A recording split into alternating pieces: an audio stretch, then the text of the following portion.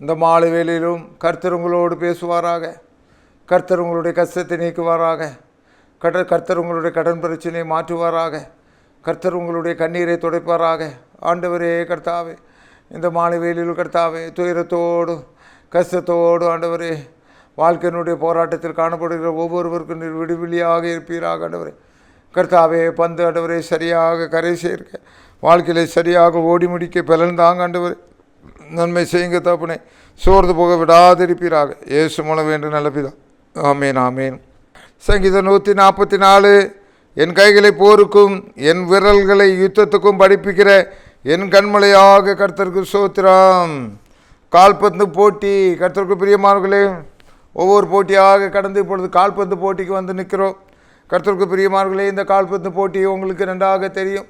பந்தை காலாலேயே அப்படியே நகர்த்தி நகர்த்தி நகர்த்தி அப்படியாக எந்த கையை கொண்டு தொற்றக்கூடாது. கையை வைத்து அடித்து விட்டார்கள் என்றால் பெனால்ட்டி ஆகிவிடும். தலையில் வேணால் முட்டலாம். அப்படியாக பெனால்ட்டி இல்லாமல் நேராக எதிரணி கோலுக்கு கொண்டு செல்ல வேண்டும். அங்கே நெட்டையாக நல்ல ஒரு வளர்த்தியாக ஒரு மனுஷன் நிற்பார். அவர் கைகளை வைத்து இந்த பந்தை பிடிக்க தடுக்க நினைப்பார். அவரையும் மீறி அந்த கோலுக்குள்ளாக அந்த பந்தை திணிக்க வேண்டும்.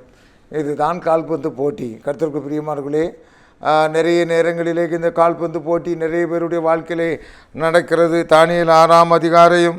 இங்கே தரி ராஜா வருகிறார். அந்த தரி ராஜா என்ன செய்கிறார் என்றால், கர்த்தருக்குள் பிரியமானவர்களே, 120 தேசாதிபதிகளை ஏற்படுத்த நினைக்கிறார். அவர்களுக்கு மேலாக மூன்று அதிகாரிகளை என்ன செய்கிறார், 3 பேரை ஏற்படுத்த வேண்டும் என்பது அவருடைய பிரதானிகளை 3 பிரதானிகளை ஏற்படுத்த வேண்டும் என்று பிளான் பண்ணுறாரு. இப்போ இந்த ஐயா கால்பந்து போட்டி எங்கே தொடங்குது? என்ன கால்பந்து போட்டி தொடங்குது? இந்த 120 பேரும் எதிரணியில் வராங்க. எதிரணியில் இப்போ இந்த தானியேல் பந்தை கடத்திக்கிட்டே வராரு. பந்தை கடத்திக்கிட்டு வந்தால் இந்த தானியேல் ஜெயித்துட்டார்னா, இந்த தானியேல் சீட்டுக்கு வந்துட்டார்னா நம்ம அவுட்டு. லஞ்சம் வாங்க முடியாது, பொண்டாட்டி பிள்ளைக்கு சொத்தை சேர்க்க முடியாது, புல்லட்டை வாங்க முடியாது. இந்த தானியேலுங்கிற பையன் அவர் 100க்கு 100 அவன் உண்மை உள்ளவனாக இருக்கிறானே, என்ன செய்யலாம்? கால்பந்து போட்டிக்கு அங்கே என்ன செய்கிறாங்க, இவங்க பந்தை அப்படியே தயார் பண்ணுறாங்க, பந்தை வீசுகிறாங்க. தரி ராஜாவே நீர் வாழ்க, 30 நாள் வரைக்கும் உம்மதாய வணங்கணும், வேறு யாரும் வணங்கக்கூடாது. நாங்களாம் தீர்மானம் பண்ணியிருக்கோம். இந்த தரி ராஜாவுக்கு ஒன்றும் புரியல. என்னடா இது இப்படி வந்து நிற்கிறாங்களே, விழுந்து போகிறாருயா, விழுந்து போகிறாரு, விழுந்து போயிட்டார், சட்டம் போட்டாச்சு. ஆனால் இந்த கால்பந்து போட்டியில் இந்த தானியேல் ராஜா என்ன செய்கிறாருன்னா விழுந்து போகவே இல்லையா. என்னதான் சட்டம் போடட்டியா, 3 வேளையும் அங்கே சொல்லப்பட்டிருக்கு. தானியேல் 6:10. தானியேலை வென்றால் அந்த பத்திரத்துக்கு கையெழுத்து வைக்கப்பட்டது. அறிந்த போதிலும் தன் வீட்டுக்குள்ளே போய் தன் மேலர்களை எருசலேமுக்கு நேராக பலகணிகள் திறந்திருக்க அங்கே தான் முன் செய்து வந்தபடியே தினம் 3 வேளையும் தன் தேவனுக்கு முன்பாக முழங்கால் படியிட்டு ஜெபம் பண்ணி சோத்திரம் செலுத்தினான். ஐயா, இந்த தானியேல் இந்த கால்பந்து போட்டியை பற்றி இந்த 120 பேரும் சேர்ந்துக்கிட்டு அவனுக்கு எதிராக அந்த பந்தை திருப்புறதை பற்றி இவனை அவுட் பண்ணிடலான்னு நினச்சாங்க ஐயா. ஆனால் கவலையே படலையா. மேலே ஒருத்தர் பார்த்துக்கிட்டே இருந்தார் ஐயா.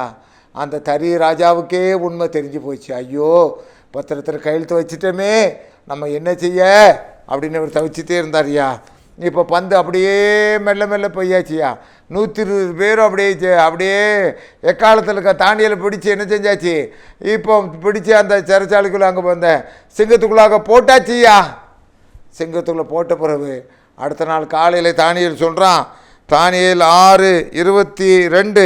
சிங்கங்கள் என்னை சேதப்படுத்தாதபடிக்கு தேவன் தம்முடைய தூதனை அனுப்பி அவைகளின் வாயை கட்டி போட்டார். அதென்னவென்றால், அவருக்கு முன்பாக நான் குற்றமற்றவனாய் காணப்பட்டேன், ராஜாவாய உமக்கு முன்பாகவும் நான் நீதிகேடு செய்ததில்லை. என் கையில் எந்த ஒரு தப்பும் இல்லை, என் வாயில் புரட்டு இல்லை, என் சிந்தனையில் அசிங்கம் இல்லையா. அதனால் சிங்கம் வந்து ஆண்டவர் என்ன செஞ்சார், அந்த பந்தை என்னை பந்தாகிய தானியலை விழுங்காதபடி அதை கட்டி போட்டார், என் வாயை கட்டி போட்டார். ஆக இப்போ கால்பந்து போட்டியில் 120 கோல் கீப்பர் வந்து நின்னாயா, அவங்கள தாண்டி இப்போ கோல் அடிச்சிட்டாரியா.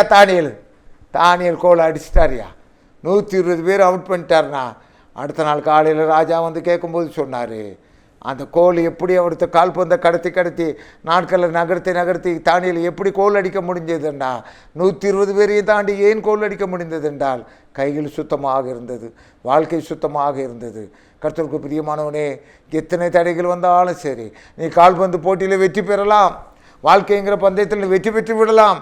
லஞ்சம் வாங்குறவள் இருக்கட்டு, வாங்குறவன் வாங்கிட்டு, அநியாயம் செய்கிறவன் அநியாயம் செய்யட்டு, அக்கிரமம் செய்கிறவன் அக்கிரமம் செய்யட்டு, பரிசுத்தமாக இருக்கிறவன் என்னும் பரிசுத்தமாக இருக்கட்டு. நீ இந்த கால்பந்து போட்டியிலே தானியலை மாறி வெற்றி பெற வேண்டும் என்றால் உன் கைகளிலே சுத்தம் இருக்க வேண்டும்.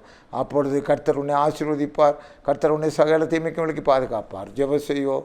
ஆண்டவரே, தானியேல் 120 பேரையும் தாண்டி கோலை அடித்தார் ஐயா, வெற்றி பெற்றார் ஐயா. நீர் அந்த சிங்கத்தின் வாயிலிருந்து அவரை தப்புவித்தீர் ஆண்டவரே. அதே மாதிரி ஆண்டவரே, உனக்கு விரோதமாக உருவாக்கப்படும் எந்த ஆயுதமும் வாய்க்காதே போ என்று சொல்லப்பட்டிருக்கு கர்த்தாவே. ஒரு வழியாய் ஓடி வருவார்கள், 7 வழியாய் ஓடி போவார்கள் என்று சொல்லப்பட்டிருக்கு கர்த்தாவே. ஆண்டவரே கர்த்தாவே, இந்த நியாயமான மனுஷனுக்கு விரோதமாக எழும்பி நிற்கிற எல்லா தீய சக்திகளும் காணாமல் போவதாக, எல்லா அரசியல்வாதிகளும் ஓய்ந்து போவார்களாக, இந்த மனுஷனுடைய நியாயம் எடுபடுவதாக. ஆண்டவரை நியாயஸ்தலத்தில் இவர் குற்றமற்றவராக கொண்டு வருவீராக. சொத்து வியாத்தியத்தில் இவருக்கு எதிராக ஆண்டவரே வக்கீலை பிடித்து கொண்டு, நீதிபதியை பிடித்து கொண்டு ஆண்டவரே வெற்றி பெற்று வரலாம் என்று படுகிறவர்கள் அசிங்கப்பட்டு போவார்களாக. நியாயம் வெல்வதாக, நீதி வெல்வதாக, நம்முடைய சமூகங்கள் கிடைப்பதாக. ஆண்டவரே, நீதி வெல்வதாக. ஆண்டவரே, எங்களுடைய ராஜ்யம் கட்டப்படுவதாக, எங்களுடைய குடும்பங்கள் கட்டப்படுவதாக. இயேசு மூலம் வேண்டுகிற நல்ல பிதாவே, ஆமென்.